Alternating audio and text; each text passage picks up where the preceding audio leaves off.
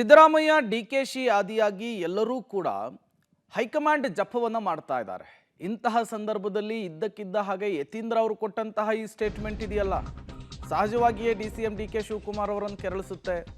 ಕೆರಳಿಸುವ ಭಾಗನ ಇದು ಅನ್ನುವಂತಹ ಪ್ರಶ್ನೆ ಡಿಸಿಎಂ ಡಿಕೆ ಶಿವಕುಮಾರ್ ಮಾತನಾಡಿದ್ದಾರೆ. ಪ್ರಯತ್ನ ವಿಫಲವಾದರೂ ಪ್ರಾರ್ಥನೆ ವಿಫಲವಾಗಲ್ಲ. ಆಸೆ ಪಡೋದು ತಪ್ಪಲ್ಲ, ಅದು ಅವರ ಪ್ರಾರ್ಥನೆ. 5 ವರ್ಷವೂ ಸಿದ್ದು ಸಿಎಂ ಅಂತ ಹೇಳಿ ಯತೀಂದ್ರ ಸ್ಟೇಟ್ಮೆಂಟ್ ಕೊಟ್ಟಿದ್ರಲ್ಲ, ಹೈಕಮಾಂಡ್ ಗ್ರೀನ್ ಸಿಗ್ನಲ್ ಕೊಟ್ಟಿದೆ ಅನ್ನುವಂತಹ ಮಾತನಾಡಿದ್ರಲ್ಲ, ಅದಕ್ಕೆ ಮಾರ್ಮಿಕವಾಗಿ ತಿರುಗೇಟು ಕೊಡುವಂತಹ ಕೆಲಸವನ್ನು ಡಿಸಿಎಂ ಡಿಕೆ ಶಿವಕುಮಾರ್ ಅವರು ಮಾಡಿದ್ದಾರೆ.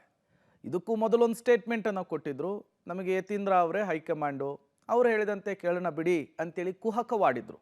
ಅದಾದ ಮೇಲೆ ನಿನ್ನೆ ಈ ರೀತಿ ಸ್ಟೇಟ್ಮೆಂಟ್ ಮಾಡಿದ್ದಾರೆ.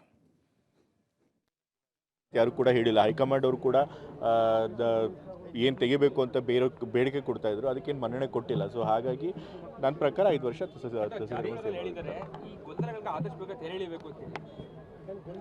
ನನ್ನ ಪ್ರಕಾರ ಏನೂ ಗೊಂದಲ ಇಲ್ಲ. ಏನು ಗೊಂದಲ ಇದೆ ಅಂತ ಸರ್ನೇ ಕೇಳಿದ್ರು.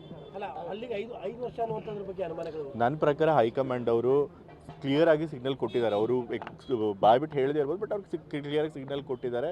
ನಾವು ಇವಾಗ ಸದ್ಯಕ್ಕೆ ಯಾವುದೇ ಅದಕ್ಕೆ ಲೀಡರ್ಶಿಪ್ ಚೇಂಜ್ ಮಾಡಲ್ಲ ಅಂತ ಹೇಳಿ.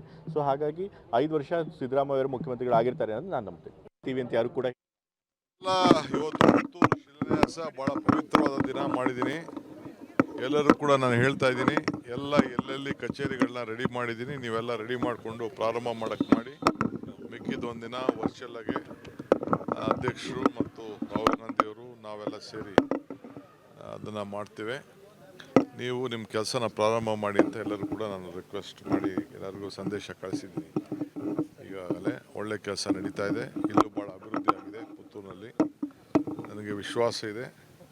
ನಾನು ಏನು ಜನರಿಗೆ ಈ ಜಿಲ್ಲೆಯ ಅಭಿವೃದ್ಧಿ ಬಗ್ಗೆ ಏನು ಮಾತು ಕೊಟ್ಟಿದ್ದೀನಿ ಅದಕ್ಕೆಲ್ಲ ಈಗ ಭೂಮಿಕೆ ಸಿದ್ಧತೆ ಪಡಿಸ್ತಾ ಇದ್ದೀನಿ. ಒಳ್ಳೆಯದಾಗಬೇಕು ದಕ್ಷಿಣ ಕನ್ನಡ ಜಿಲ್ಲೆಗೆ ಅನ್ನೋ ದೃಷ್ಟಿಯಿಂದ. ನಮಗೇನು ಸ್ವಾರ್ಥ ಏನಿಲ್ಲ. ಈ ಭಾಗ ಬೆಳಿಬೇಕು. ಒಳ್ಳೆಯ ಸಂಪತ್ತು ಭರಿತವಾದಂಥ ಪ್ರದೇಶ ಈ ಒಂದು ದಕ್ಷಿಣ ಕನ್ನಡ ಜಿಲ್ಲೆ. ಜನರಿಗೆಲ್ಲ ಒಳ್ಳೆಯದಾಗಲಿ ಅಂತ. ಮತ್ತು ಎಲ್ಲರ ಆಸೆ ಇರೋದಕ್ಕಿಂತ ಎಲ್ಲ ಭಾಷಣಗಳಲ್ಲಿ ಗೊತ್ತಾಗ್ತಾ ಇತ್ತು, ನೀವು ಅತಿ ಶೀಘ್ರದಲ್ಲೇ ಸಿ ಎಂ ಆಗ್ತೀರಿ, ನಿಮ್ಮ ಪಕ್ಷದಲ್ಲೇ ಬರ್ತಾ ಇರೋಂಥದ್ದು.